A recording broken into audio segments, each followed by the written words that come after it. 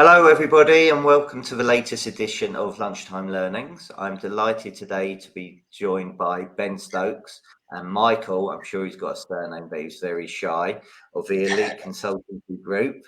So thank you very much for joining me today, gentlemen. I'm very excited when I saw it as Ben Stokes coming on, and I'm sure you've never had this before. People wanted to talk about the Ashes with you and that amazing century that you scored at Headingley. I was very fortunate enough to when my wife sadly was very ill. One of my lovely clients, Jane O'Brien from Eden May, was kind enough to organise a very special phone call from England's most famous number 11, who was also playing in that test. So I'm still very grateful to Jane for that, which was very kind. So Ben, Michael, welcome. Thank you for joining me. Congratulations on your exciting news of setting up the Elite Consultancy Group, which more about we will come to and tell everybody what it's about. But you've been in the lettings industry, both of you, for a number of years. Just share your journey with us. How did you get to where you got to? So I'll let you fight who wants to go first. No worries.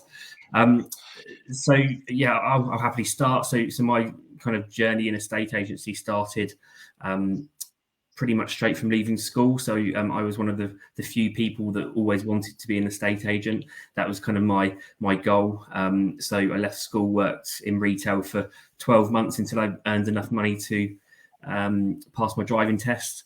Was fortunate that I managed to fast track through that quite quickly, and having written 60 letters to local estate agents, 3 got back to me and 1 gave me a foot in the door. And at the tender age of 17, I kind of started that career and moved up through the ranks. That started with Countrywide, then in the crash of the market, moved to another local agent, which is where I kind of started in my career in lettings. And really from then onwards, I've never really kind of looked back from lettings. I've gone back into sales a couple of times, opening new offices that were mothballed during the recession. But lettings was always kind of where my passion was. And then I joined LSL in 2009, and kind of my career with LSL then has kind of gone up through the ranks to my most recent role that I left a short while ago as lettings director for one of the LSLI brands. And really, I've always wanted to be in the industry, and I've always been passionate about it. So that's kind of how I got where I am today. Brilliant, thank you, Michael. Yeah, so I think I've probably gone the same route as a lot of people in the industry. So again, I started out in retail, a couple of part-time roles in that, and then full-time roles, and I didn't get into the industry until about 2013. And I started at it was Leaders Romans Group in the local town.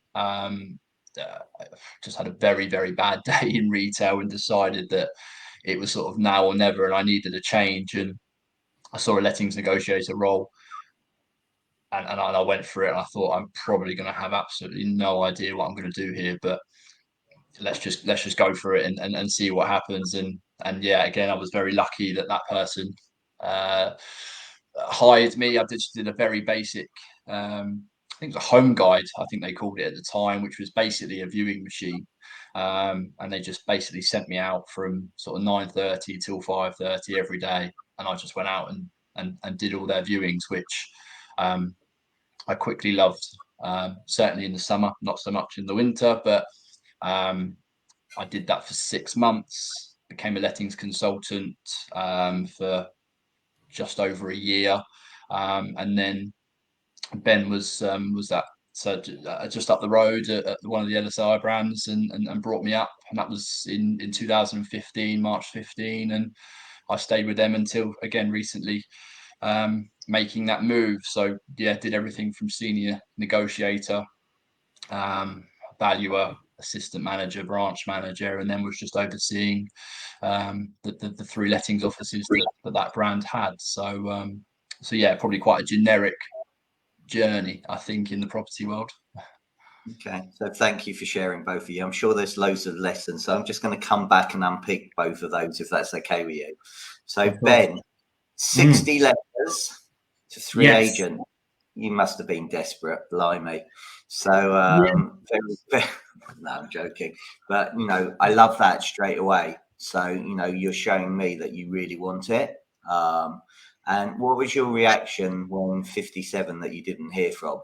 Because in 17, I would have thought that was quite a challenge, unless you're a very resilient, positive, incredible mindset person. Absolutely. I think it taught me a lesson, really, that especially as I've kind of gone through my career, that when someone applies for a job through you, then you owe them the courtesy of getting back to them. And it was something that I think, as a 17-year-old, it was quite difficult, because you wanted something so badly. You was willing to give your everything to have that opportunity, but very few responses. And I think it is something that is quite it's something that happens quite a lot out there within our industry, but also a lot of other industries as well. And so that was definitely a lesson that I learned in going into management roles and recruiting in former roles, is that actually you have to get back to people even if they're not suitable, but also sometimes just giving someone that chance and letting them get their foot in the door to prove themselves is, in a lot of cases, better than someone looking great on paper. And that was kind of always what I learned along my journey, is that the best people sometimes are the people with no experience, because you can teach them your way and kind of coach them to what you want them to be. So. Okay, brilliant. So, Michael, retail. What was your bad day then? What really made you leave? I mean, I was it was a DIY store that I was at, and I'd done that since school. It was the part-time role, and then I went into it as a full-time. I mean, don't get me wrong, it was great. I had a couple of friends that were there, and looking back at it, it wasn't really work, to be honest with you. But yeah, as we all know, with retail and customer service, sometimes you get that bad day, and I think it was just one thing after another that could have gone wrong, did go wrong, and after being there for, I think it was nearly 6 years, it was I think it was that kind of that time to make a change and try and find a career. I think was really the goal. I didn't know that lettings was going to be the career, if I'm honest. At school, I couldn't think of anything worse than being stuck in an office, to be brutally honest. But and I think I was quite lucky with the role that I got hired for. Was I managed to learn enough about the industry and kind of slowly, by also not being kind of in that office environment, because like I said, I was out on the road pretty much most of the day. So yeah, I think I'm really fortunate. What did you learn from being that viewing machine? I think, and one that it probably sticks with me now is you never know who you're going to meet. You never know who you're actually going to be speaking to. And again, not really being from that kind of thought sort of background previously, I think I learned very quickly that actually, that next person that you're speaking to, you're going to meet and show around is that potential next landlord. It's the potential next deal. And I learned very quickly that just to be very open-minded with absolutely everybody, and really build the rapport with them very, very early on, and build that relationship, which I didn't do before, because in the role that I was in previously, it was, where's this item, and it's over there, and that was the end of the conversation. So okay, so actually, I mean, this job is a roller coaster. We have good days and we have bad days. So How do you then, both of this applies to both of you, how do you deal with that, being in a roller coaster? Because I love what you said, it's that next person, maybe the one that's going to be that next landlord, but they don't know that the last viewing that you had was the most awful viewing with the most vile person ever, who turned up late, gave you stick for you being on time. So we've all been there. How do you both overcome that, I suppose, that roller coaster life of being a letting agent? I think for me, that's one of the reasons that I love the industry, is because no day is the same. Every day is different. And yes, there are good days and there are bad days, but actually when you look at industries, a lot of industries are very repetitive. It's just the same thing on the same day each month. Whereas with our role, it is very different. And whilst you get those ups and downs, I think especially in those early days of a career in those negotiator roles and then valuer roles, is there was more ups than there were downs. And actually meeting new people and meeting all different walks of life from different backgrounds and things was for me my passion. And I think I loved meeting people. And again, that's what I'm enjoying about the new roles that we're doing now, is every day is different. Every business we speak to is different. And for me, the downs actually are where you learn, because very often a down, I think it's very easy to look outwards and blame other people, but sometimes you need to kind of look at yourself and think, okay, how could I have made that better? So yeah, I'm a firm believer that without the downs, probably I wouldn't be where I am today, and I wouldn't have the experience that I've got, because if it had all been plain sailing, then it would have probably been a bit boring, to be honest. I couldn't agree more. I think I probably sort of mirror that, but I think the biggest thing for me for lettings, and I've never gone into the sales world, I've always stuck to the lettings world, is although you've got that potentially that person that, or that situation that was bad, or was a little bit awkward, or the 5, 10, 15 an hour later, you could be sat in front of someone that is the complete opposite end of the scale, and kind of makes you realize, actually, this is the reason that I'm doing it, is to help people like yourself. And that was just someone else that was potentially having a bad day or a bad hour, and you just happen to be caught in it. But I think it's just, it can change so quickly. You can go from having a bad day to a great day, a great day to a bad day, but it will always come straight back round very, very quickly. Okay, lovely. Opening offices. So how's that been? That's a challenge in itself. Recruiting.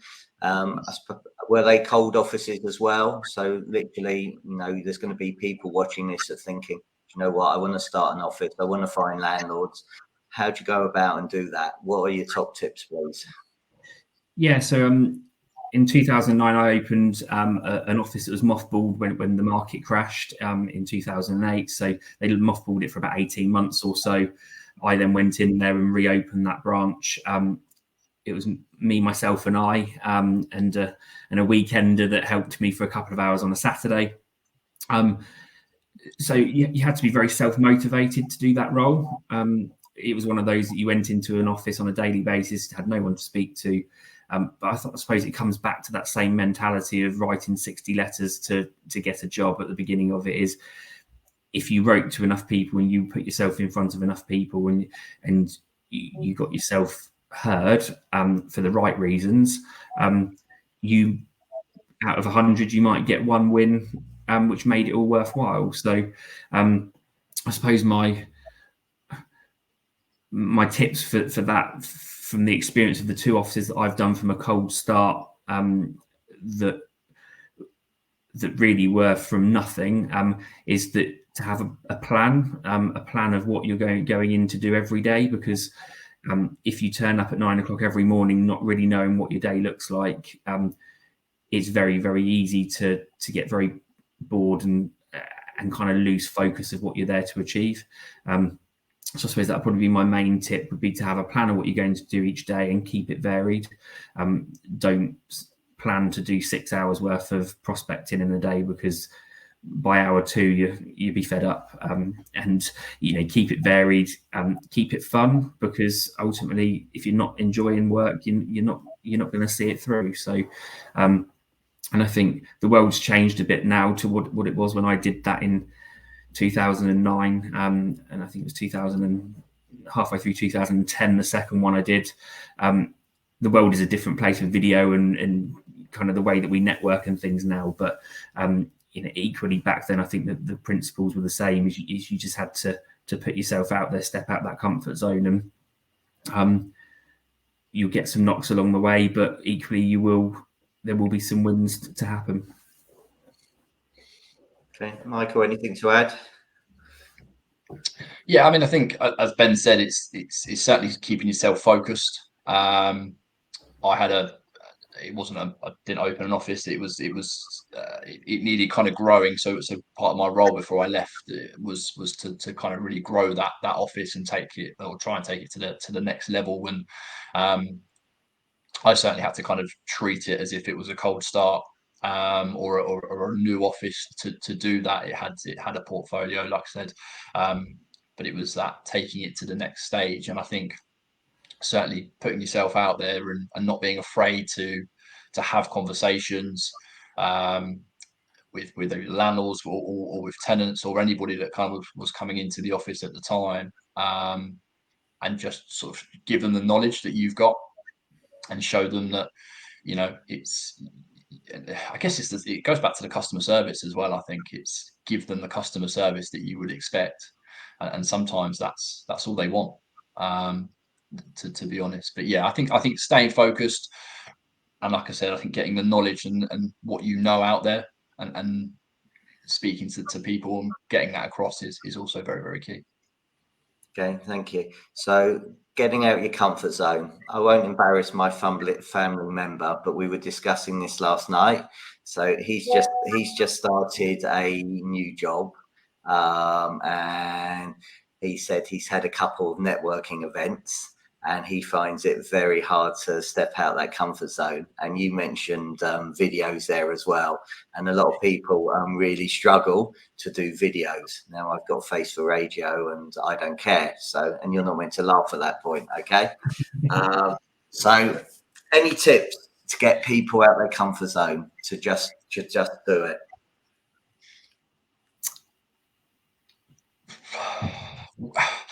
And correct me if I'm wrong, Ben, but I mean, this certainly falls into the category that I'm certainly in anyway. And I think me and Ben have had this conversation many times where, yeah, video and comfort zones and getting out there is something we've really had to embrace and do. I think certainly for me, it's just don't overthink it. If I plan to do something or to do a video, I will do anything I possibly can to delay that, and then I'll overthink it, and then it's just I've got half my camera roll is now bloopers and 3-second videos of it all going wrong. So I would certainly say, if you get an idea, you get something that you want to say it, pull up the phone, pull up the camera, just get it out there, get it on the phone, and just do it. Don't overthink it. Yeah, and likewise, I'm in exactly the same position. The video, putting myself out there in public is something that doesn't come natural. But equally, when I do it, I quite enjoy it. So I actually quite like public speaking, although I'm a nervous wreck beforehand. And we've done a couple of landlord seminars in the past, which I kind of think is very similar in that. Beforehand, I can think of nothing worse, but actually when I'm out there doing it, actually I really enjoy it. And I think, as Michael says, the biggest thing for me was that fear of the unknown and out of my comfort zone. But I think I've always been worried about what people are going to think and what people are going to say. But actually, what I've learned over the last couple of months is actually if people are talking about it, and regardless of what people are saying, as long as you're portraying yourself in the right way and the information you're giving is correct, then really there really isn't no bad thing in that people are talking about it, because it means you're getting noticed for the right reasons, hopefully. Go on, sorry, Ben, carry on. And I think that for me is the biggest hurdle I've had to overcome myself, is does it matter what people think as long as you're doing yourself, you're being credible in what you're saying? Some people are going to agree, some people are not going to agree, but ultimately, if you're getting noticed, that's a positive. 100%. And I think one of the biggest lessons that I've learned is, would you rather speak to 10 people in an hour or have 10,000 people view you in an hour? And, you know, the power of Facebook and video, you know, most people will come back and say 10,000. Well, you know, as for Michael, as you rightly said, pick up your phone, do it, and get it out there. And I think you're spot on. Demonstrate your knowledge of, you know, lettings, knowledge of compliance, knowledge to landlords actually why they should be using an agent to manage rather than self-managing it. I mean, from my understanding, you've got a minimum of 174 different legislations out there. I'm not going to ask you to name all of them. You'll be pleased to know just yet. Maybe you come back to that later. So, you know, landlords are looking for experts out there. Landlords are looking for people that want to maximise their investment, want to find them good tenants. One of the things that you talked about there, actually, landlord seminars, you know, I think it's an exceptional way of demonstrating your knowledge, and getting the right people in there. So would you mind, what does a good landlord seminar look like to you, and how do you actually get people to come along to be there? So I think a landlord seminar is very often portrayed as you as the agent stood on a stage for 2 or 3 hours just talking at an audience, which when we did it, that wasn't how we done it. We tried to create a little bit of a conference, a little bit like an industry conference you'd go to now is. So yes, there was myself and Michael speaking, and other members of the team speaking to the audience about core subjects, whether that be changing legislation, best practice. But we also invited those third-party contractors that we work with on a daily basis and an extended part of our team into the landlord seminar as well. So as an example, we had an inventory provider giving some HHSRS guidance on what landlords should consider and how they should cover themselves, the importance of an inventory. We had our local plumbing company there who did 90% of all of our plumbing, and it meant that our landlords could then meet the plumbers that we were instructing on their behalf and talk to them so they can see that we're employing credible people. We had a tax advisor there to talk to our landlords. So, you know, all those questions as agents, we say, sorry, we can't answer that. We're not tax advisors. You can show them that we've got that network of people. So I think it all round, if you're talking about doing a landlord seminar, it gets all your landlords in one place. So it gives you an opportunity that if you've got a sales department to see if they're looking to invest further. You get your third-party contractors involved and make it a real varied, interesting and engaging evening or day or morning, whatever you want to do. So it doesn't become something that people are sat in a room in rows waiting for it to end. And I think sometimes that's a trap that we fall into, is that we just need to talk at people with information. Whereas if you keep it varied, keep it a bit different, I think people get a lot more out of it. And actually all you're looking to do is generate an interest from someone, whether it be looking to invest in another property or something that they're not doing with their current portfolio, and that then spurs conversations on thereafter. So that networking opportunity within that seminar is also as important as the kind of key speakers. Brilliant, thank you. Contractors. So I know a few people really struggle to get contractors. Have you got any suggestions as to how to find a trusted, decent contractor who hopefully will turn up on time and not be doing 37 jobs at the same time? I think, and certainly something that Ben and I learned over the years, certainly with contractors, is probably you kind of need to manage their expectation with a lot of things. I mean, you get some that will absolutely, and we got some that as soon as we try and get onboarding, we say from a letting agent, they say absolutely not, it takes too long, X, Y, and Z. But again, I think it's just building that relationship with them, managing their expectation in terms of, access with invoicing and payments and things like that as well, because sometimes the payments have to come in from landlords and things like that. So they're not always, money's not straight in the bank the next day. But I think the success that we had with ours, and certainly when I was doing it, was we got them into the office, we had a chat, we kind of went through all the pros and the cons. And I mean, we were fortunate that, we were in-house property management department at the time, and it was just kind of, again, making sure that they were aware that we were supporting them, and we would try and help them if they can't get access. We would try and make sure that they did, and kind of just make them probably be, as Ben said, feel part of your team, and that extended part of your team really is that they're not going out there necessarily, that they're still representing you as a business and a company. So they need to be treated really as kind of an extended team member. So yeah, we used to get them involved in quite a bit, to be honest with you, and just from the social side of things as well, and trying meals out and Christmas parties and things like that. So yeah, I think it's just, like I said, making them feel part of the team, and they will, I think, they'll respond quite well to that, and they will help you out in those sticky situations that sometimes you find yourselves in. So thank you. One of the questions that asked a lot is self-managed landlords. How can you convert them into a fully managed landlord for you?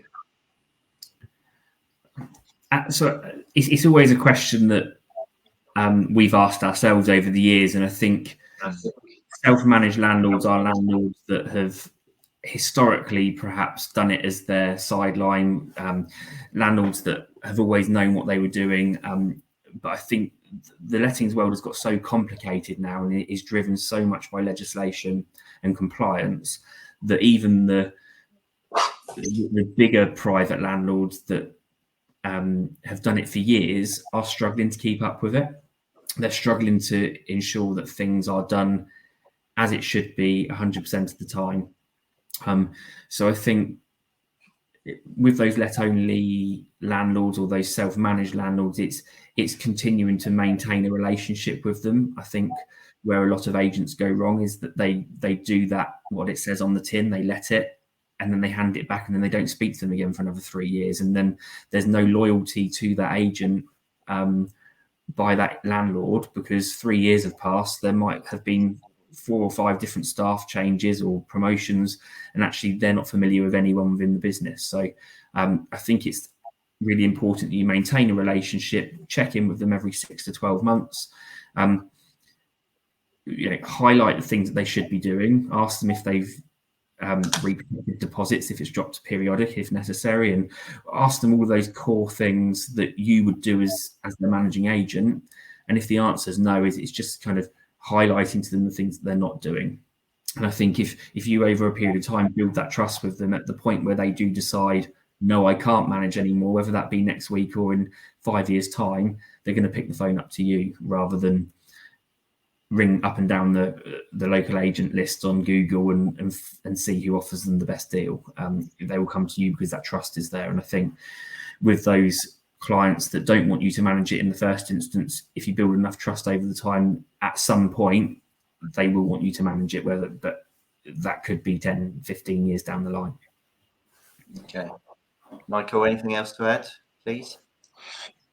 Yeah, I think just kind of probably echo Ben, is quite easy, like I say, to kind of forget that, it's let only and we'll deal with it and it comes around in 12 months time. But it's just about nurturing that relationship, helping them out in again, situations that they might find themselves in, and just kind of making them feel comfortable that if anything goes wrong during that tenancy, they can pick up the phone. Certainly something that I used to say to them was, if you want to go, self-manage, that's absolutely fine. We're still your agent at the end of the day.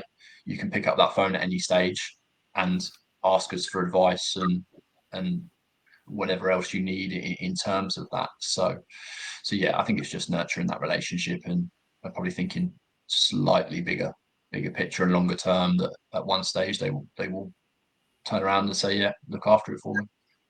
Okay. One of the things that I've seen as well, and I agree actually with let owners, I don't see much of a stay in touch policy at all.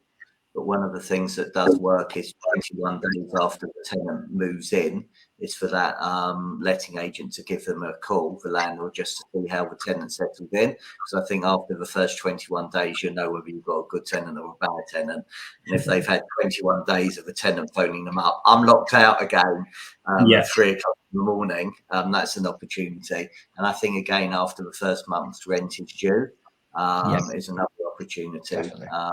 To have that stay in touch policy. And you're not going to win every time, but obviously you're ahead of the other agents that aren't doing that sort of thing, that are waiting for those 12 months. So that seems to work well. It always amazes me how many agents don't do renewals for let only clients, or don't offer that as a service, because it's something that we always did. Is we always did renewals on every let only client and offered that as a service, because it was that opportunity to then speak again, and it was something that then flagged on your system. Even if it was a reminder service to them, it helped. Whereas one of the things that I've really noticed going into other businesses now and helping them is, the minute they move in a lot of cases, that's the last they deal with that file. It literally gets archived on the system, and it's as if it never existed. So yeah, I think renewals, and as you say, those initial key trigger points within that tenancy are really, really important. Okay, so you talked about your new business, so let's talk about that. Tell us a little bit about that, and what you're doing and how you're helping letting agents, I suppose, generate more revenue for their agencies. So Elite Consultancy Group has been designed to support the industry. Mike and I are very passionate about helping improve standards across the industry. And one of the areas that we really enjoy is that kind of acquisition world, and doing that due diligence audit and going in and checking out a book for that potential buyer, or potentially for the seller, to then maximize the value of that book as well. We're really so one of our core services, going in and doing that internal audit or due diligence audit for a buyer, and what that looks like is going in and assessing what the agent are currently doing, what gaps there are with their compliance, within their best practice and with their processes, and then what they need to do in order to plug those gaps, and also then looking ahead, and how do we incorporate new income streams and make that a more profitable entity. Okay. And that, in a nutshell, I suppose that's what we're doing. And we're soon to launch a new service, which is kind of a hybrid compliance manager, outsourced compliance management solution. So that's imminent. Good. Okay, fantastic. Well, look, I wish you both luck. Just before we go, a couple of other questions, if that's okay with you. So, learning yourselves. So, what do you listen to? Any good books? Any good podcasts that you can recommend? Yeah, so this is, and this is something that this world I've kind of gone into recently. Is certainly since doing this and having the time that I've never had to. So I go for walks in the morning just before, because I don't have to now sit in the car for X amount of minutes in most days, or in some days, which I'm very lucky about. So I'll just go for a quick walk, and it's something I've looked into. Something I've certainly started to listen to is the High Performance podcast. And in a minute, if I'm honest, I'm just kind of probably going through and trying to find the ones that sort of probably relate to the world that I'm now getting myself into, and things like that. But yeah, for me at the moment, that's probably the kind of the one that I'm sticking to, is the High Performance podcast, and the non-negotiables and the habits, and just trying to sort of get in that kind of mindset on a daily and weekly basis at the moment. Good. Before I come to you, Ben, Michael, I've had the pleasure of having Damien Hughes on my podcast twice. Wow. and he was exceptional. And actually, Ben, you talked about standing up in front of people at a landlord seminar. I cannot tell you how nervous I was. I don't think I slept the night before, knowing I had Damien Hughes on my podcast. And I learned a massive lesson there. And actually, Damien was very gracious and very humble, and he is a very humble person. And he just said to me, Stephen, do you know what? I'm just an ordinary person, just like you. And I've had the pleasure to interview some phenomenal people, and all I'm doing is sharing it, and I'm just sharing it with you and all your listeners as well. And he just made me feel so comfortable. So obviously, when you're going to finish this and on your next walk, you're going to go to Lunchtime Learnings and find Damien Hughes and listen to him twice. Absolutely. And I think why and I've started to kind of enjoy these and understand why people listen to them is they are just about helping everybody and the people that are listening, trying to extract the right information, and if one small part of that podcast or speaking to that person or that whoever it is makes a difference to that person, I think that's why they're so good, and it's certainly something that I will continue to listen to. But no, I'm quite jealous that you've had him on, to be honest with you, twice. So yeah, there's a lesson there. Ask and you'll be surprised. Yeah. So absolutely. I was very surprised when he said yes. So I'll share a secret. So I sent him a LinkedIn connection, and he replied saying, if there's anything I could ever do to support you. And within 30 seconds, I was on the telephone saying, you just replied to my LinkedIn message. I've got this podcast. Would you be kind enough to come on? And he was gracious enough to say yes. And the rest is history. But in life, I think if you don't ask, you don't get. So, even if he said no, it was like, do you know what? I've tried. It's, never having any regrets. And that's it. So, no, it's acceptable. Ben, what's your favourite? So I'm not really much of a reader, to be honest. And so I'm probably the same. The podcast is something I've recently discovered. I've been watching the Diary of the CEO of Stephen Bartlett. I've been listening to some of that. Not a great deal so far, to be honest, but that's always really interesting. I find that's something that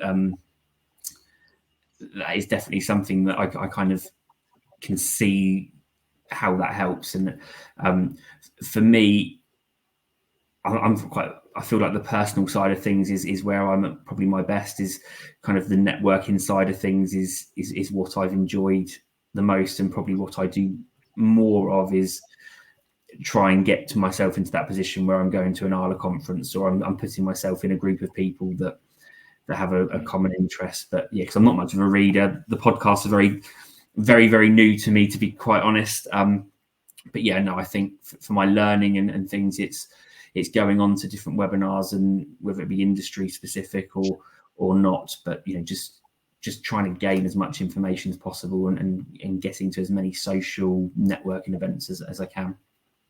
Okay, so apart from you two, obviously, who else do you think is worth a follow in the lettings industry? Oh, blimey. There's lots of people within the lettings industry that are great. I suppose the people for us that have been massive champions of us and helped us along our journey. Lucy Noonan's been amazing. Someone we worked with previously has supported us and helped us get to this point. Megan 18, obviously very, very well known in the industry. So again, someone that we're fortunate enough to have called a colleague previously. All of which are people that are on the end of our phone if ever we have a question, something that we're not quite sure of. For us, them two people in particular stand out as people that are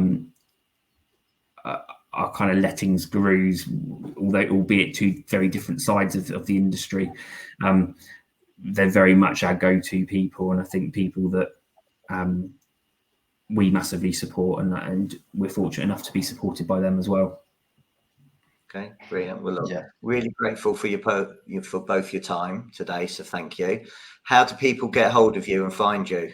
track you down? Michael's going to say video, obviously. The new website's all now been launched, which is eliteconsultancygroup.co.uk. Our LinkedIn pages, both our personal ones and the Elite Consultancy Group LinkedIn page, and telephone numbers are all on there as well. So phone, emails, LinkedIn, by any of those methods, we're available pretty much all of the time and happy to talk about anyone's needs, whether it be their own agency, one they're buying, or just want some general advice. Brilliant. Well, look, thank you so much for your time.